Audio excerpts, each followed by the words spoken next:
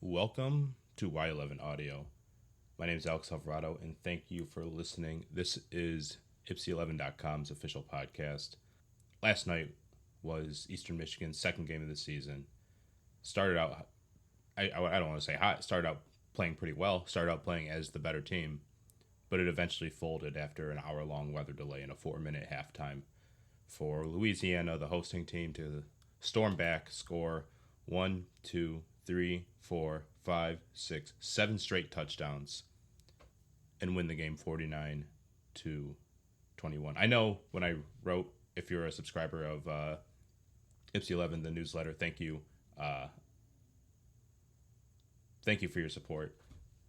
I know I made a boofoo. I published it at 1 something early o'clock in the morning that Eastern lost 42-21. Forgot to record the last touchdown that Louisiana had because I had already started writing and getting all my other stuff together, uh, you know, without really paying too much attention to the latter half because it just got really, really ugly. That was a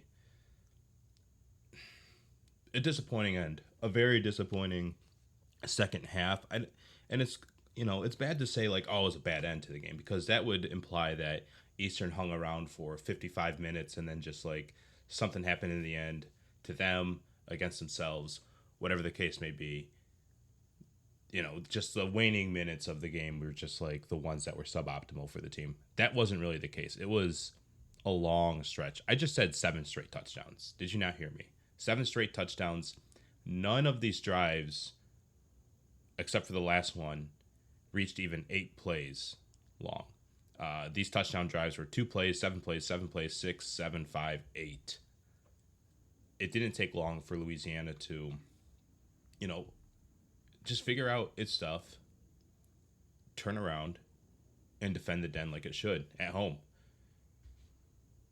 They had the home field advantage. Plus, it's hard to really even when all the fans go home, even when all the fans are like, oh man, lightning's in the area, we have no idea if, we're going to be able to enjoy the rest of this game.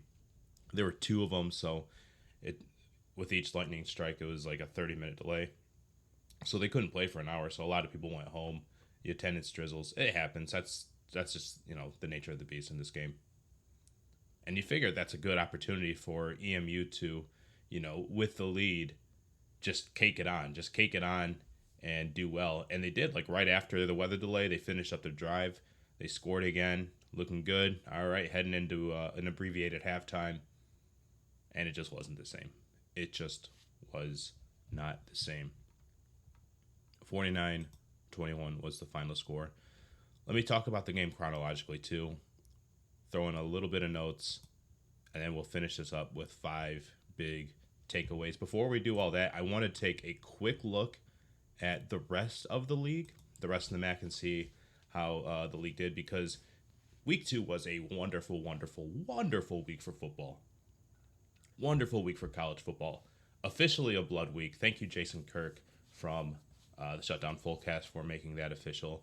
If you don't follow that account, Is It Blood Week? You need to do it now, because that's the only thing it tweets. It lets you know whether or not it's blood week. I set my I set my pings up to make sure that I don't miss its first tweet, which it did. It finally tweeted out after it was created that we saw a blood week if we were watching all of college football. Alabama, its soul is destroyed. They didn't lose the game at number 1 to Texas, but they did lose the game. They lost the game in the minds of the general public, of course, if you watch the game. Number 6, Texas A&M, they lost to Appalachian State. Who else but them? Marshall, the Thundering Herd, our favorite not MAC team, but still a MAC team in my heart. Marshall, they beat Notre Dame, something Toledo could have done but didn't. There were a lot of good games. Nebraska lost. Shout out to former Buffalo quarterback Kyle Van Treese, who's leading Georgia Southern. After that's when Blood Week officially became real. My God, it's very funny. Just like Scott Frost is defined by all these one-score games, and that ruins his career. And Eastern Michigan also had a 6-game losing streak. Nebraska's is like much longer, but EMU under Creighton in like 2017, they found 6 straight one possession losses, which was painful. Different story for the coach, though. I mean, that definitely helped this coach's credibility rather than Scott Frost, who's on a much bigger stage and different program from Nebraska to Eastern Michigan. So vastly different. Ruins his career. In the MAC, though, let's see. How much blood could the MAC spill this week? Not much. Actually, blood was spilled against them more than anything. There were 2 games where the FCS schools beat the MAC. Yeah, how about that? Buffalo, you lost to Holy Cross 37-31. Where's the other one? Bowling Green, the one that we were talking about. That's the one that a lot of sickos got really, really interested in because it got to 1, 2, 3, 4, 5, 6, 7 overtimes because the overtime rules suck. It sucks. It really, really sucks. The sudden death 2-point, ping-ponging back and forth. I don't like it. It's just so much time spent, like, coaches making sure they have the right play from the 3-yard line. It's so not exciting to watch. I'd rather watch a full series of football, just 4 straight downs from the 15 or whatever. That I'm not proposing that. I would never. No, I'm not doing that. I'm not proposing that because I don't like the college overtime. Now that I've grown up to be a crusty 30-year-old, I don't really love the overtimes like I did when I was a young boy. But yeah, these new overtime rules are just garbage. I don't care that we get to see 2 teams slap it out so much longer than anybody thinks is necessary for, because it's not worth it. Because these overtime games that we're getting, these mega overtime games, it's between Eastern Kentucky and Bowling Green. It's between what was it? Penn State and Illinois last year. That was the crap one. That was garbage. We don't need that. I do love quote unquote bad football. I do, get a little enjoyment out of it when that stuff happens. But like, I'm not advocating for more of it. All right. If I was advocating for more of it, I would go to Wayne State and watch a D2 game. Not to say mean about former national champions Wayne State, but the talent's clearly up at the top. And the further down you go, you get games that are kind of in the middle, muddied up like this, just like really bad if you're better. And then you get these shitty fucking overtime games that last 2 hours longer than necessary. Let's get these guys home. They don't need to play more football. They don't need to. This isn't even football. It's just like crap, sudden death that's like built on the foundation of loving 7-on-7s. It's dumb. I don't like it. Tulsa, you beat NIU, the MAC champions. NIU, what you doing, guys? 38-35. Toledo, you guys won at home over UMass, 55-10. Future Eastern opponent there. Miami, you handled Robert Morris, the FCS school. Thank God there weren't 3 upsets there. Central, you guys lost at home to South Alabama, led by former Toledo quarterback Carter Bradley. Lots of MAC connects, man. I love this, man. This is a good episode for that. Just like the farther out you go, it always just comes back home. South Alabama won 38-24 in Mount Pleasant. Penn State 46, Ohio 10. Couldn't do the same thing from 10 years ago. Oh well, c'est la vie. Michigan State wiped the 52-0 over Akron. Oklahoma State 33, Kent State 3. That was very nice of you.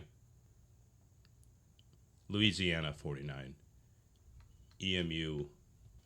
Eastern got the ball first, and they did well. And that was like a point of emphasis for EMU this week, was to start strong, because if you watch the EKU game, EKU started out on offense. They drove downfield and was bailed out by a Blake Bogan interception in the end zone. A throw that shouldn't have been made, and a throw that you really shouldn't like bank on and be like, yeah, I feel optimistic about the defense's future. Yes, they took advantage of a bad situation, but also that's a bad situation that EMU never had to be in, because it was a very awful pressure point in that game. But still, on the scoreboard, Eastern held EKU to a goose egg on that drive, which later on ended up being a big difference maker in the game. Again, mostly because of an EKU poor play. So that was the way it opened on defense. And on offense, it sputtered for only 2 yards on its first 6 plays.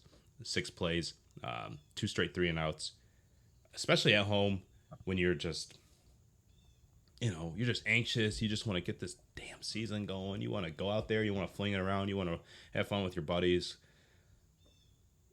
Got to make the plays first, though. That's the first one. You just the other team wants to play football too. Like they want to do it too. So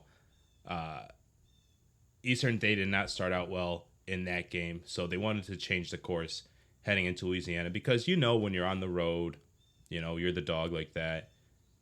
Double-digit underdogs. I think Louisiana opened as like 11 and a half point favorites. Eastern knows they have to start out on top and stay on top. And I thought the way the game opened was exactly the way EMU scripted it. 13-play first drive. Very, very solid. Just consistent. There were some plays where Louisiana was able to help out EMU, though. And that's where we kind of started to see some of the other stuff kind of slip in, where EMU's benefiting off of, mistakes that the other team does. And sure, it's starting to capitalize a little bit, but it has to go above and beyond that. So what I mean by that is there was one play in the middle of the drive. EMU's already gained, first down, a couple of them maybe. Dimitri Douglas snaps the ball because he can bait out an offsides by the defense and gets it. And it moves EMU up 5 yards, so it's 1st and 5. A couple plays later, stalls out, but it's at 3rd and 2, and Samson Evans converts that 3rd down with a short run. Had that been from 1st and 10, probably looking at a punt, or we're looking at a much, much different play call on that 3rd down. And who knows what that would have been. Could have been incomplete, could have been an interception. Lord knows Taylor Powell threw 3 of them in that game, so it is a high possibility that it could have happened there. So EMU benefits. They get the conversion there. They drive downfield and they score. It was 4th down by the time they got to the Louisiana 3. 4th and goal there. While lined up out of the Wildcat, Samson Evans takes a direct snap, takes a couple fake steps, jumps up, finds wide open Aaron Jackson in the end zone for his first career touchdown. Good shout out to him, man. You've heard me say good things about Aaron Jackson before. And it's kind of cool, those two guys lining up in the Wildcat, making that kind of play. Neither of them are playing the position that, more so Samson Evans kind of is. But they were both quarterbacks in high school. They both led their teams to have a lot of good success. Samson Evans, I think he won state championship. Aaron Jackson was with Cass Tech, so they did really, really well for themselves. So yeah, it was very, very cool to see. Louisiana was forced to punt 1, 2, 3, 4 straight times in that half. It was great. Eastern, they stalled out a little bit. They had some problems. Louisiana's defense was just really, really good, man. They played really hard. They did not make, there were some easy completions for Taylor Powell to make. He was asked to throw the ball a lot. But Louisiana, they forced EMU to be more one-dimensional. They forced Taylor to throw the ball in the air. They forced Taylor to get some interceptions done because Louisiana knew if it could just stop the run, which it did, then EMU would have to be that one-dimensional. Use its running backs to throw a touchdown. And then after a weather delay, there was 3 minutes left in the game, in the half. There were 3 minutes left in the half. Weather delay happened, so pause the game for an hour. Come back. EMU storms downfield. Tanner Canoe, he catches a touchdown. Looks really good. And that was a strong play. It was 3rd and 20. There was 12 seconds before halftime. EMU was out of timeouts. The broadcast booth, I was listening to Eastern's broadcast booth. They were considering, maybe you should kick it, because the only play you can do right now is just throw it deep down the sidelines. And hopefully the receiver comes down with it. Worst case scenario, you overshoot him and you make it go out of bounds. Waste a few seconds, but bring up 4th down. Kick the field goal and be up 10-0 before halftime. That seems like an okay idea. Guys were thinking about doing it on 3rd down with just 12 seconds to go and just kind of getting it there. Maybe a pass is too risky. Nope, pass wasn't too risky because it was great. Tanner Canoe caught it, his 8th of his career. Louisiana got the ball to start the second half. Didn't go anywhere. Punted again. So Eastern, starting to look good through halftime. They punt back as well. But when they punt back, they're punting. EMU's punting out of its own end zone, essentially. And the receiver, the returner, he makes a good play on it. Returns it for about 21 yards. He only caught it at midfield, too. So any return is pretty dangerous at that point. Even if it's 5 yards, it's a big return. But he brings it out close to the end zone, or close to the red zone, I should say.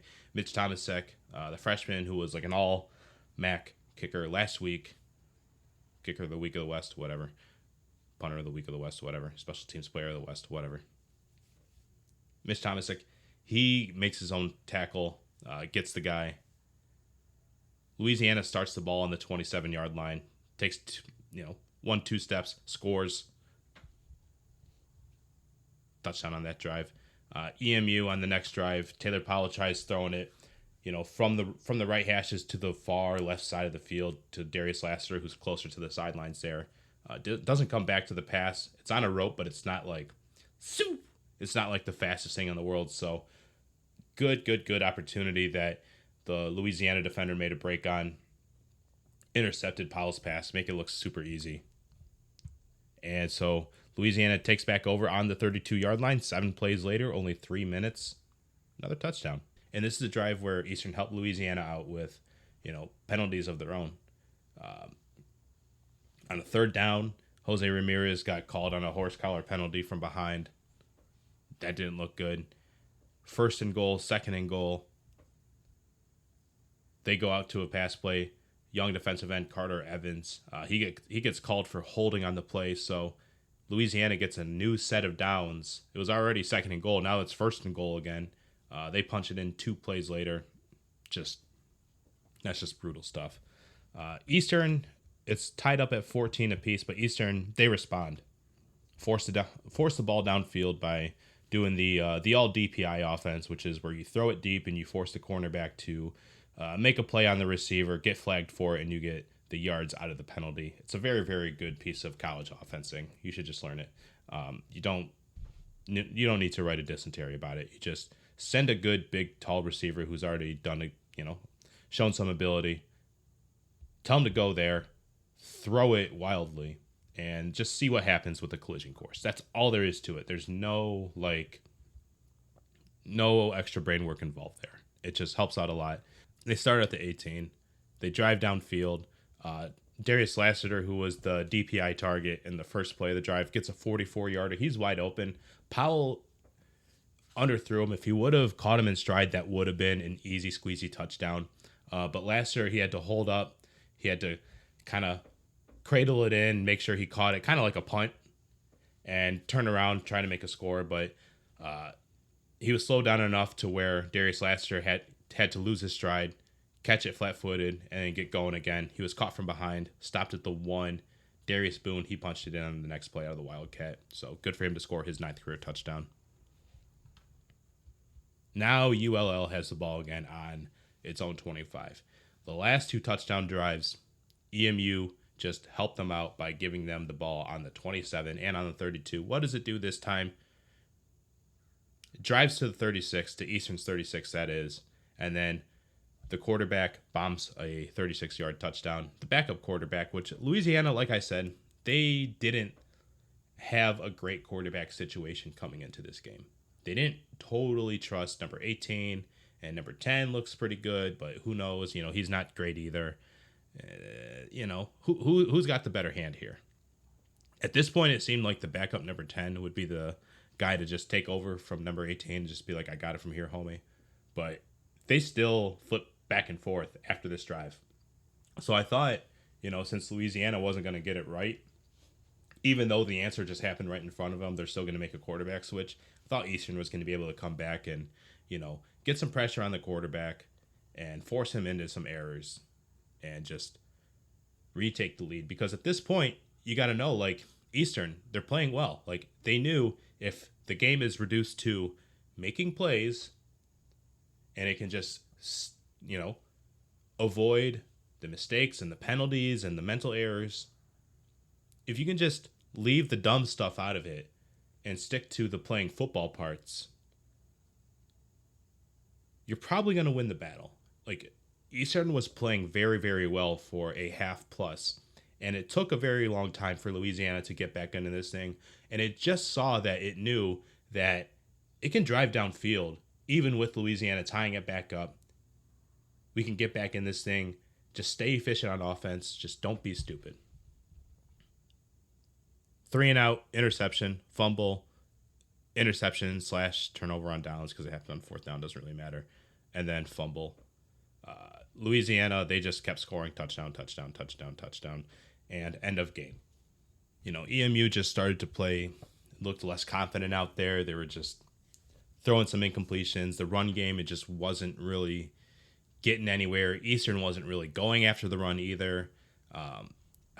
Let me look at the box score really quickly. Let me tell you how many rush yards they had. It didn't help that Taylor Powell, he got sacked 4 times in this game, and every time they got sacked or every time Eastern had was tackled for a loss, it just seemed to just end the drive there and just end all momentum. Like, there was just no coming back. There was no all right, let's get this next one. There wasn't, I know they scored on that 3rd and 20, and yes, they moved the ball downfield after starting one drive on a 1st and 18.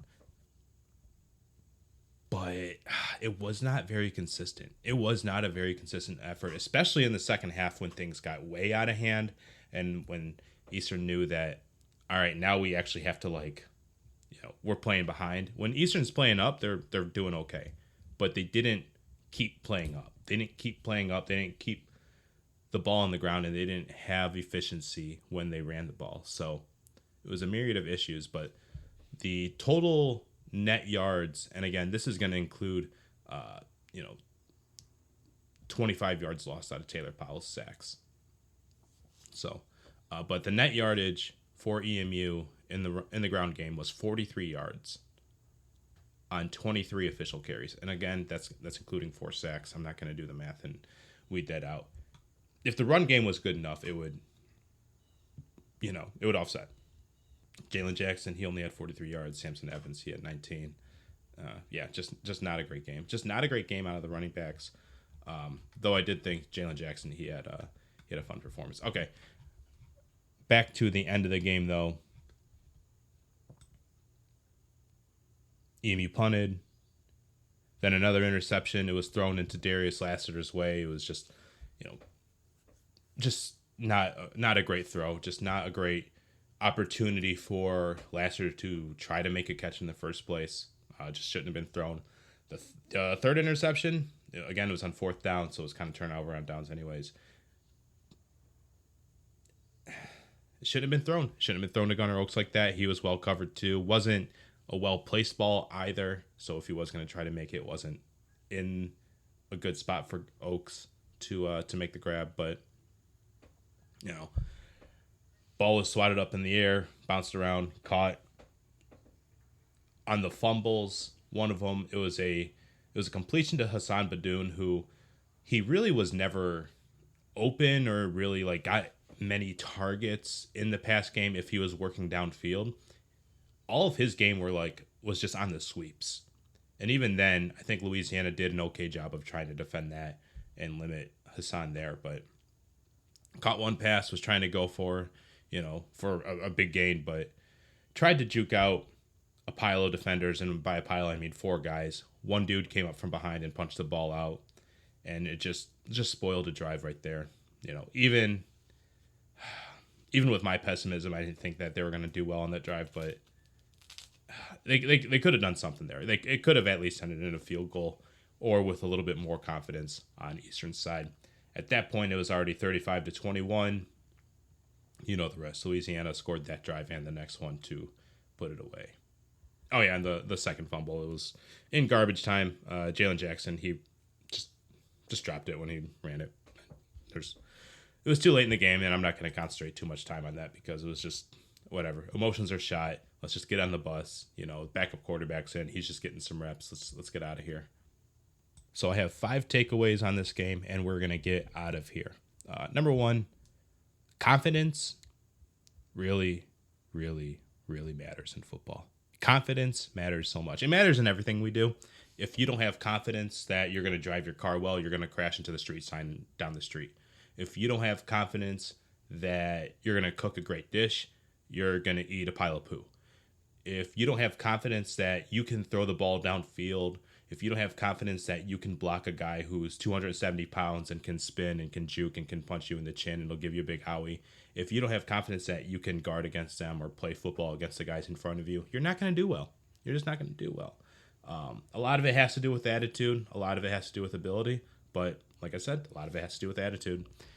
Eastern does a good job of playing in good spirits. Eastern does a good job of being coached into that. I think one of the biggest things that Creighton's done a good job of is getting his guys ready for game day. He does a lot of creative things to get his team, loving the sport and loving the team that they're playing on and staying around. And that's evidenced by, the off season of just not having too many guys like bounce out via transfer portal and all that stuff.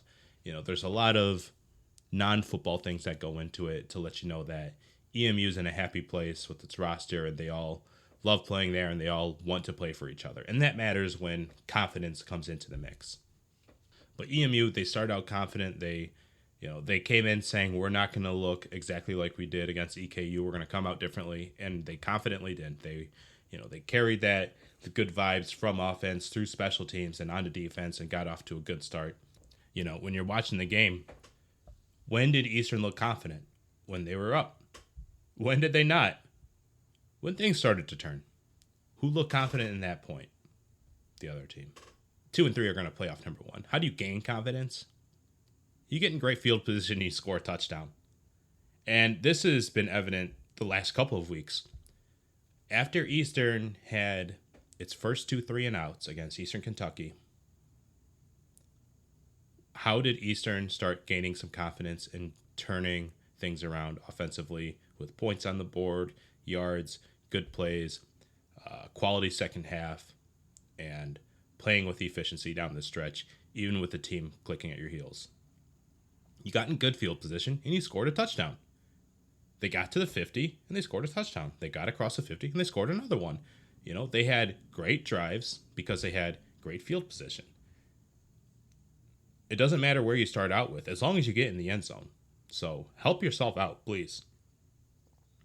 Number 3, how do you lose confidence? Letting the other team do it. You let the other team do it. What happened with Louisiana? They got 2 drives started. Great field position. 27, 32 yards out. You have to score 2 touchdowns there. You absolutely must. And they did. And so you can look at this situation from the outside and be like, okay. I see, yes, they scored 2 points to tie it up. Yes. But I also see that Eastern just has to clean up and play better and stay away from those bad situations. Number 3, how do you lose confidence? You let the other team do it. You let the other team have the good field position, start on the 27, start on the 32, and score 2 touchdowns. Now you can look at that in real time and be like, okay. Louisiana did exactly what Eastern Michigan did last week. So because we know how to benefit from it, let's cut the head off this snake. Let's not let Louisiana have the confidence that it thinks it has. Let's let it think that, hey, we found some free lunch money on the ground. Well, good. You found free lunch money on the ground. Congratulations. Eat your Lunchables. But you're not going to have dinner and you're not going to have dessert. And that's not what ended up happening. Louisiana kept things rolling. Eastern lost its confidence. And then things just kind of spiraled out of control. Yes, Eastern did end up tying the score with 21-21, but hey, Louisiana, they saw themselves getting better and they were starting to play up to it. And Eastern noticed that they weren't playing ahead and they started playing behind. And they were just overall just not playing overall like a confident program. Number 4, Taylor Powell. Just not a good day. Not a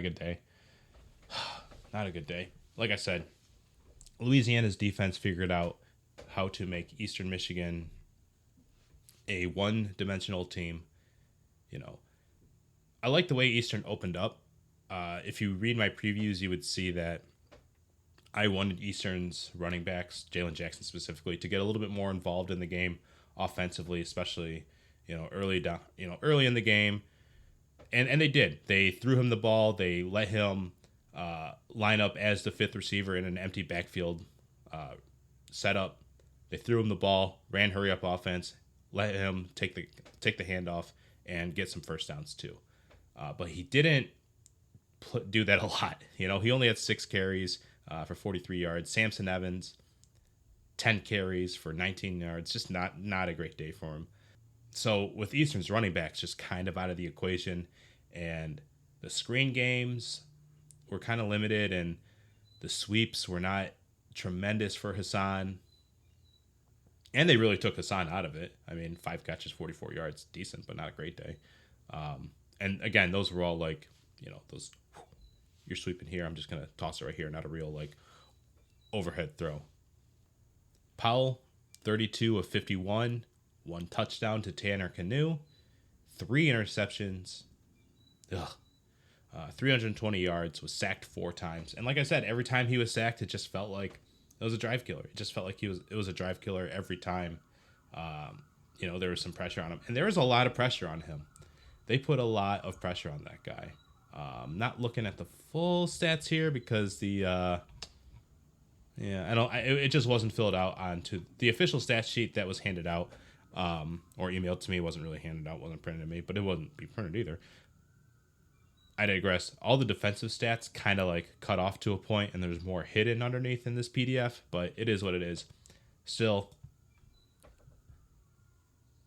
Louisiana's defense got after it. They got after Powell. They forced fumbles. They had multiple guys get into the backfield, make sacks, tackles for loss,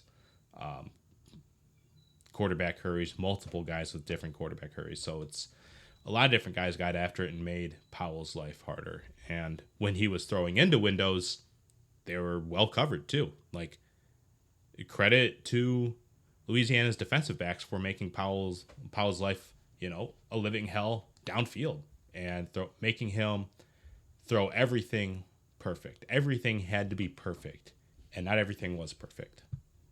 And last, the defense wanted to show up more. The 12 of 18 third down rate that it allowed last week was just not good. Just not good. And the fact that there was only 1 tackle for loss, and it was Jordan Crawford's first career sack, good for him, but overall for the team, that's just not what you wanted to see. You need to get more after it. You need to make more plays back there. Louisiana on third downs was 7 of 12. Eastern's defense had no sacks, 3 total tackles for loss, and 3 total quarterback hurries. Some pressure, but not enough, especially with, the quarterbacks that they were rolling out there. If you would have got more pressure on them, maybe they wouldn't have had so many big plays. They wouldn't have had, the 27-yard touchdown pass, the 36-yard one, the one right at the goal line. This was a game that Louisiana almost gave to Eastern Michigan, too. There were a lot of penalties in this one, but then Eastern Michigan, I'm kind of sneaking in another one. Eastern responded with just as many penalties. Both teams had at least 10 penalties for like 100-some yards. It was just not good. And it looked for a while that the penalties were going to stack up more against Louisiana than they would EMU, but that just was not the case. What ended up happening was Eastern had the confidence, and then they just bailed. They just bailed on it. And they didn't stack on top of the opportunities like the team preaches that it wants to be. Instead, it let Louisiana run away with the game on the road.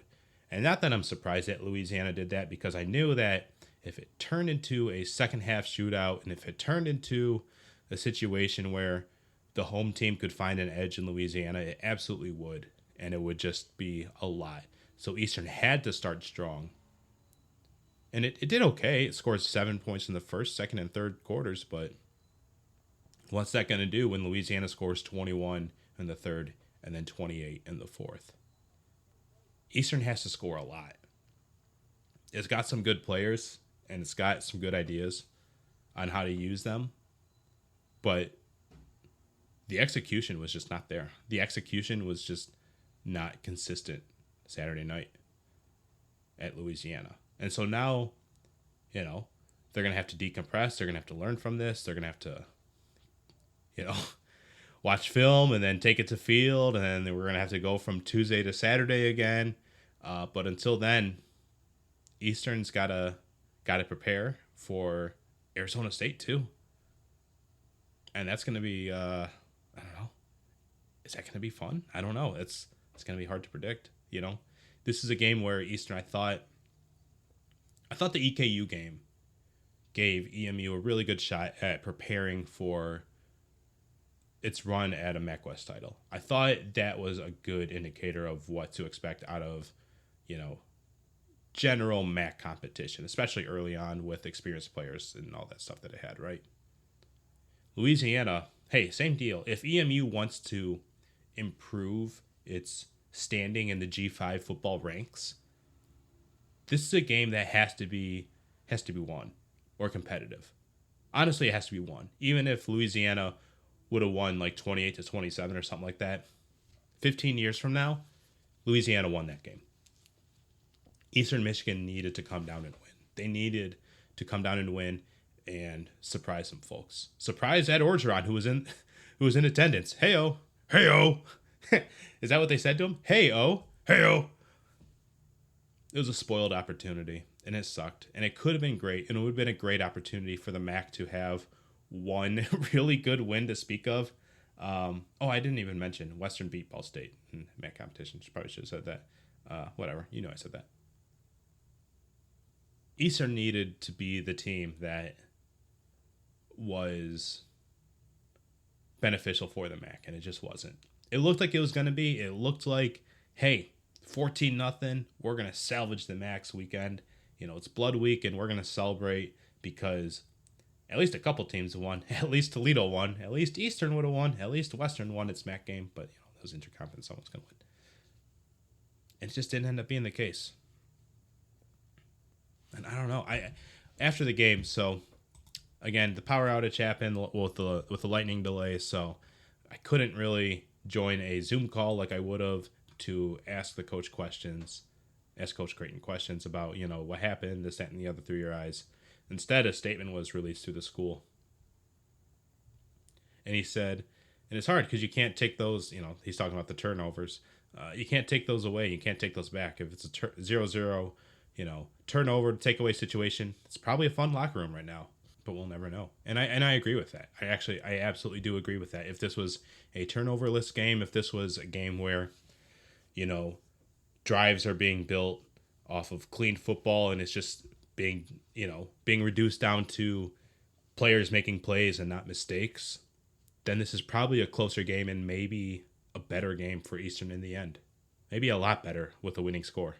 Then Creighton said, we came into this saying we had to be physical, we had to play harder than them, we had to take care of the ball and take the ball away.